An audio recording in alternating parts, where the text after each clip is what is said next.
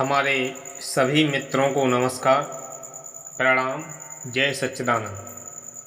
तो दोस्तों, क्या आपने कभी सोचा है कि भक्ति करने के बाद भी लोग क्यों गिर जाते हैं?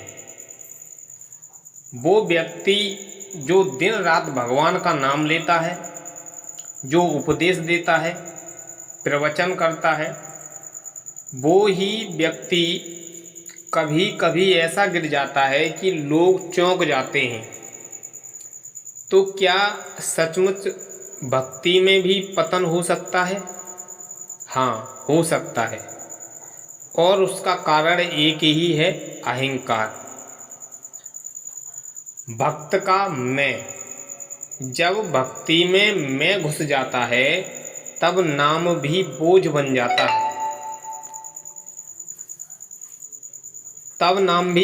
जाता है। जप भी दिखावा बन जाता है, सेवा भी प्रदर्शन बन जाती है। यही मैं हमें गिराता है भक्ति से नीचे भी। आज हम एक ऐसी गूढ़ कथा जानेंगे जो हमें बताएगी कि भक्ति का अहंकार कैसे बनता है हमारे पतन का कारण। तो संत कबीर की वाणी, उनके दोहे और एक सच्चा प्रसंग आज हमें भीतर से बदलने आ रहा है। अगर आप सच्चे साधक हैं, अगर आप भी प्रभु को पाना चाहते हैं, तो इस कथा को अंत तक जरूर सुनिएगा, क्योंकि यह कथा केवल कथा नहीं है, ये आपके अंदर के छुपे हुए अहंकार को जलाने की अग्नि भी है। तो आइए दोस्तों, कबीर साहिब की उस वाणी में उतरते हैं जहां शब्द नहीं, शक्ति शामिल होती है।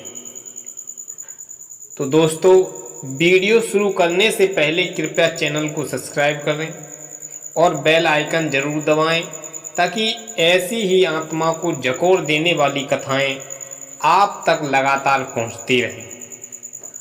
तो चलिए अब शुरू करते हैं आज की कथा। भक्ति का अहंकार, कबीर की दृष्टि में पतन का कारण क्या है? तो दोस्तों, काशी नगरी में एक हरिदास नाम का एक साधु रहता था। वह दिन रात भगवान का नाम जप करता रहता था और लोगों को उपदेश देता था। तो वहाँ पर लोगों की भीड़ लगी रहती थी। लोग उन्हें जीवित संत मानते थे। धीरे धीरे हरिदास की भक्तिमयता कम हो गई और प्रसिद्धि का रस अधिक हो गया। हर सुबह वो यही सोचते, मैं कितना बड़ा संत हूँ, लोगों को मैंने भक्ति सिखाई, मेरे नाम पर लोग दान करते हैं, मैं यही अहम धीरे धीरे उनके भीतर का सच्चा प्रेम खा गया। जब हरिदास के भजन भी एक आडंबर बन गए, तब भीतर की विनम्रता खो गई। जहां कभी नाम से आंसू आते थे, अब केवल शब्द बचे हैं, भाव चला गया है। कबीर साहिब को जब यह अहंकार ज्ञात हुआ, तो वे एक साधारण गृहस्थ वेश में हरिदास के आश्रम में पहुंचे। वहां पहुंचते ही उन्होंने कहा, मुझे सच्ची भक्ति की अनुभूति होनी चाहिए। कहते हैं आप बहुत बड़े संत हैं।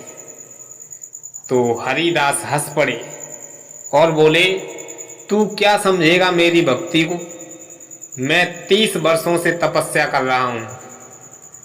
तो इतनी बातें सुनकर के कबीर साहिब मुस्कुराए। तब तो आपको संतोष, शांति, दया और करुणा के दर्शन होते होंगे ना? तो हरिदास ने तिरस्कारते हुए कहा, मुझे इन बातों में समय नहीं है, मैं बड़ा संत हूँ, मुझे ज्ञान बांटना है। कबीर साहिब ने विनम्र भाव से कहा, भाई, जहाँ मैं है वहाँ राम नहीं है। तो ये हरिदास को यह बात बहुत कड़वी लगी, लेकिन उसी रात उन्हें एक सपना आया। तो हरिदास स्वर्ग के द्वार पर खड़े थे। वहाँ के द्वारपाल बोले, तू भीतर नहीं जा सकता है। तो उन्होंने कहा, क्यों? क्योंकि तूने नाम तो लिया है पर नाम को कभी सिर झुकाकर नहीं जिया। तेरे हर भजन में राम कम है, हरिदास अधिक था। हरिदास कांप उठा। उसे एहसास हुआ कि उसकी सारी साधना अंधकार के धुएं में जल गई थी। तो सुबह होते ही हरिदास ने कबीर साहब के चरण पकड़ लिए और बोला, मुझे क्षमा करें प्रभु, मैं तो स्वयं को ही पूजने लगा था। कबीर साहब बोले, भक्त वही है जो हर पल कहे मैं कुछ नहीं, जो है सो तू है। भक्ति फूल है, अहंकार कांटा है, कांटे के साथ फूल खिलेगा नहीं। कांटे के साथ फूल खिलेगा नहीं। तो दोस्तों, जहाँ मैं वहाँ राम नहीं, जहाँ राम वहाँ मैं नहीं। सब कुछ उसका जानिए जो अहम को जला दे कहीं। कहे कबीर सुनो भाई साधो, भक्ति करो पर मैं त्यागो। जो मैं मन में छिपा रहेगा, भवसागर में डूबा रहेगा। तो भक्ति तभी फलदायक होती है जब विनम्रता और समर्पण हो जाएगा। अहंकार से किया गया भजन केवल कानों को छूता है, हृदय को नहीं छूता है। संत कबीर की वाणी आज भी चेतावनी देती है कि भक्ति को भोग मत बनाओ, सेवा बनाओ, समर्पण बनाओ, साधना बनाओ। तो दोस्तों, भक्ति वो नहीं जो दिखाई दे जाए, भक्ति वो है जो मिटा दे स्वयं को।